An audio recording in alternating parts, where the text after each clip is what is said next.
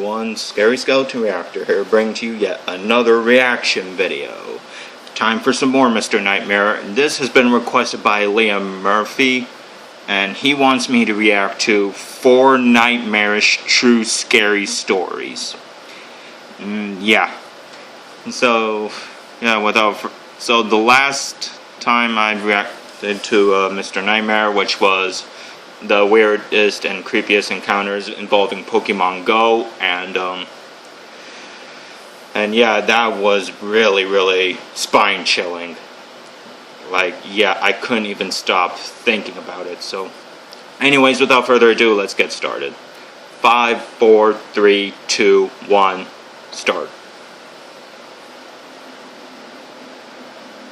I'll never forget the time me and my brother snuck out past our bedtimes to explore an allegedly haunted house down the block. What? Yes, I said bedtime, as I was only 10 and my brother Luke was only 12. Wow. Number 1, abandoned house at night? Come on, what type of house are you living in? When our parents said goodnight to us, I went to Luke's room and we took a couple hand-powered flashlights with us and hopped outside through the window.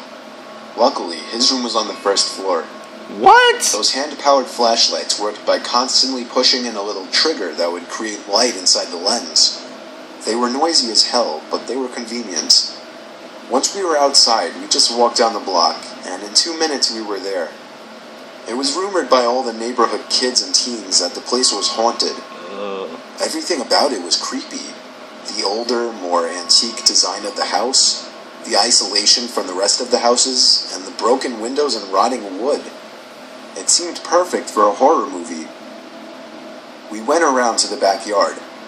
This was all my curious and confident brother's idea. I was scared shitless. No kidding! Come on, you're a kid. Come on now. Watch your mouth. It was locked, as expected. I felt a bit of relief, thinking we might just go home. But my brother made a shocking move next. He grabbed a plank of wood laying in the grass and began smashing the already chipped window. Eventually there was enough of an opening to unlock it and slide it up completely. We hopped Okay, I'm pretty sure that is called breaking and entering. Inside and began cranking those noisy-ass flashlights. Immediately after entering the house, we both picked up on the fact that it was like 90 degrees in there, which was odd as it was a September night in the mid-70s. There was no graffiti or anything anywhere. In fact, it was relatively empty besides a few pieces of furniture that were clearly not worth taking along. It seemed we were the first to enter the house, shockingly, or really from the back. We went upstairs to the main floor from the little den area and continued cranking the flashlights. That's when we heard the slightest crack in the floorboards from right above us. We both jumped. I tugged for Luke to leave, but he told me the place is old as hell. It's just house noises.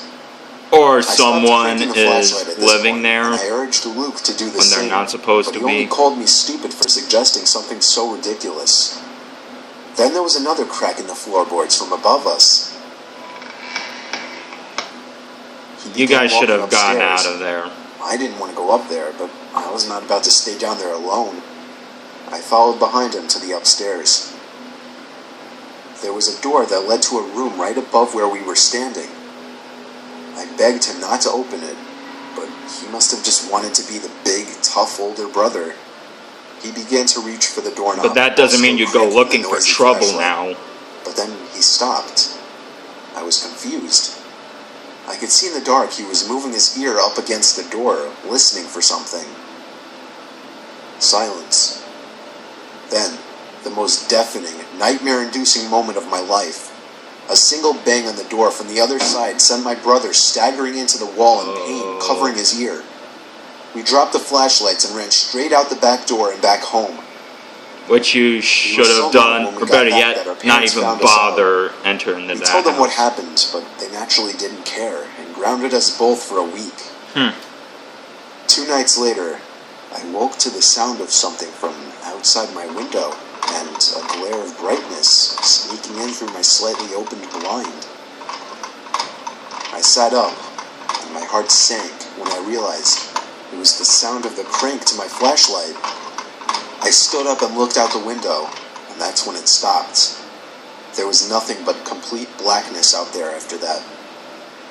I woke the next day barely remembering what happened, and I still hope today that that part was just a dream.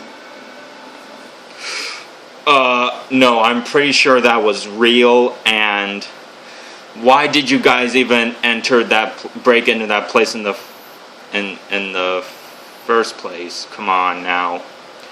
That was breaking and entering, or better yet,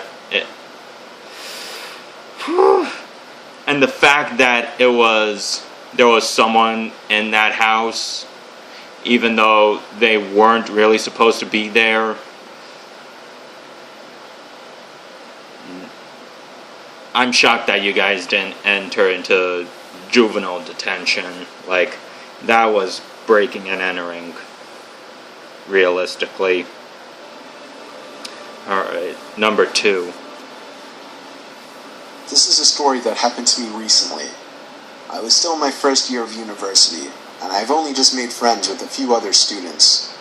Albeit an old and notorious university for its ghostly figures and paranormal activity, the campus janitors and security were all too familiar with unusual reports. The art and design faculty was subjected to the oldest campus of the 4 separate buildings, and the block my class happened to progress in was the allegedly haunted section as well. Why even have classes in session in that particular building? To use the restroom.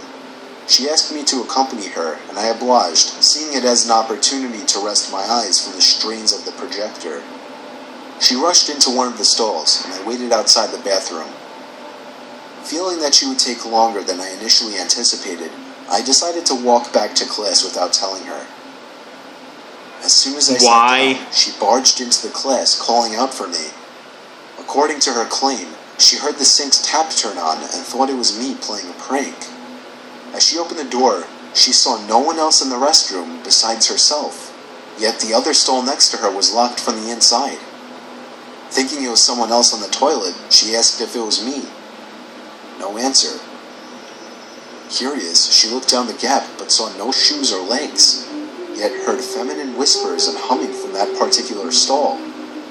Frightened, she left without saying another word. Class ended and we went home, but the thought of the occurrence remained. We later learned from one of the janitors that no one should ever be in the restroom after 5 in the evening, as there is a known ghost of a woman who resides in the stalls. Needless to say, as juniors in the university, my friends and I decided to never use the bathrooms after the designated time. I'm not in any way saying these claims are true, but everything I told you is true in regards to what I was told. Whether these things I was told by my friend and the janitor are true or not remains a mystery to me. You mean a woman died in the restroom? Or... which... I mean, I've watched a lot of Ghost Adventures and a lot of paranormal TV shows, and so, like, anything goes. Like, I guess before that university was there had to have been another property that sat on it, which became the haunting ground, so... So, I mean, that could very well happen. So, especially if any property that is built on, like, Indian reserves, like, that would explain a lot of, like, paranormal activity. So, it's just what I picked up from those shows. So, who knows? Number 3. No, this happened a few months ago while I was serving in Japan as a missionary for the Mormon Church.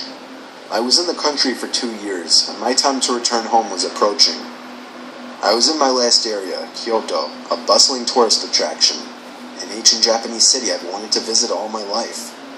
Anyway, it was late at night, and my companion and I were knocking on doors to see if anyone had interest in learning about Christ.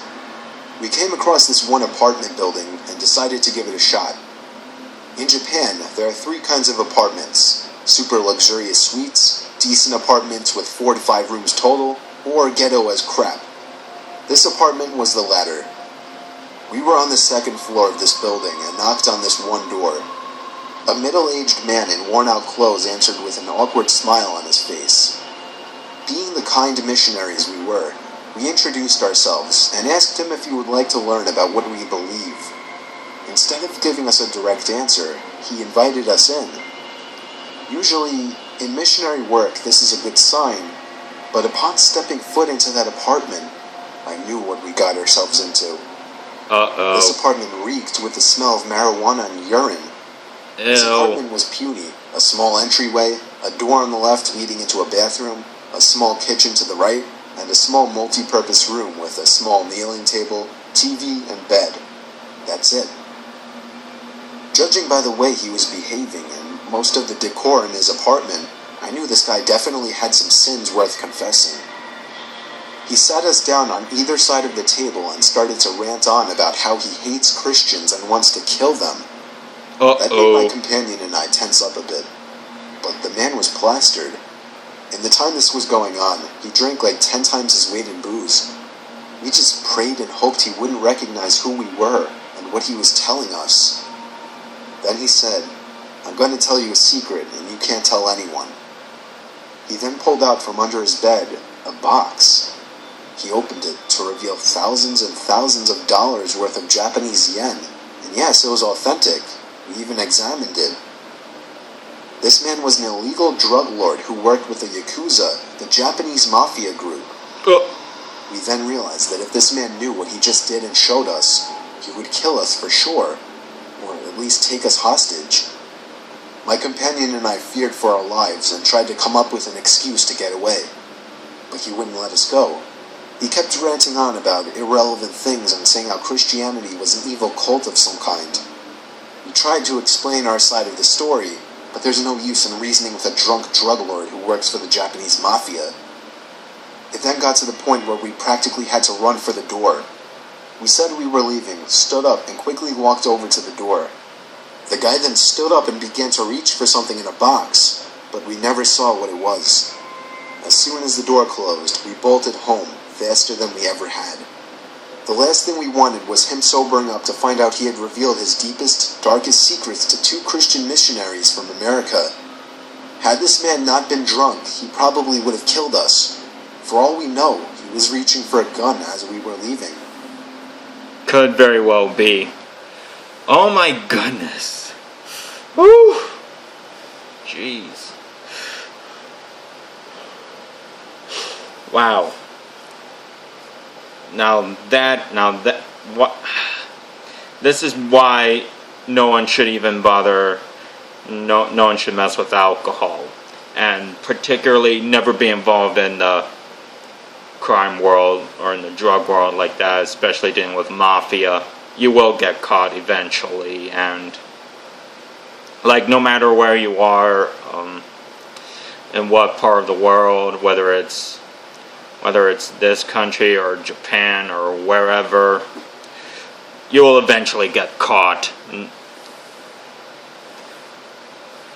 And really there's nothing you can do about it, especially with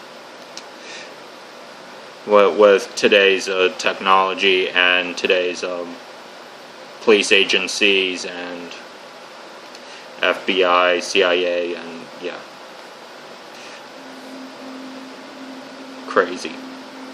Number 4. When I was 15 years old, I was home alone one night for whatever reason. My bedroom was on the first floor, right next to the living room. It's a strange setup. I had the door shut and was playing video games when I heard a strange sound come out from in the living room. It took me a few moments to figure out that it was a tap on the window. I stepped through the dark living room and out the front door and checked the bushes by the window. Nobody was there. I went back to my room with the door open and resumed playing the game. 5 seconds later, another knock on the glass. This time I ran to the front door barefoot, ready to chase the pranksters. But again, no one was in the bushes. No one was even in sight. I chose to just ignore it from here on out. On my way back to my room, there was another knock. I ran over to the window to try and catch them. There wasn't anyone outside, but I felt something right above the tip of my toes. I looked down and saw the dark shadow of a figure sitting down by the window. Oh! I think I was back in my room in a matter of 2 seconds with the door locked.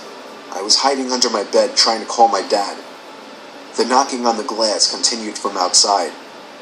When I explained to my dad, he called me crazy for not calling the police, so he told me he would for me and to wait in my room with the door locked. I'd say about 5 minutes later, the knocking stopped, and 10 minutes later, the cops arrived. The figure was gone, but there were no signs of entry or exit, as all the doors were locked and all the windows shut. Still, we haven't seen or heard of anything since then, but it's still creepy as hell to think about. Wow. Whew. Yeah, if you feel like you're being creeped out by someone or something, always get the cops involved. Even after the first time, and after like the first 2 times, you should have called the police already. Like, even if it turns out to be paranormal,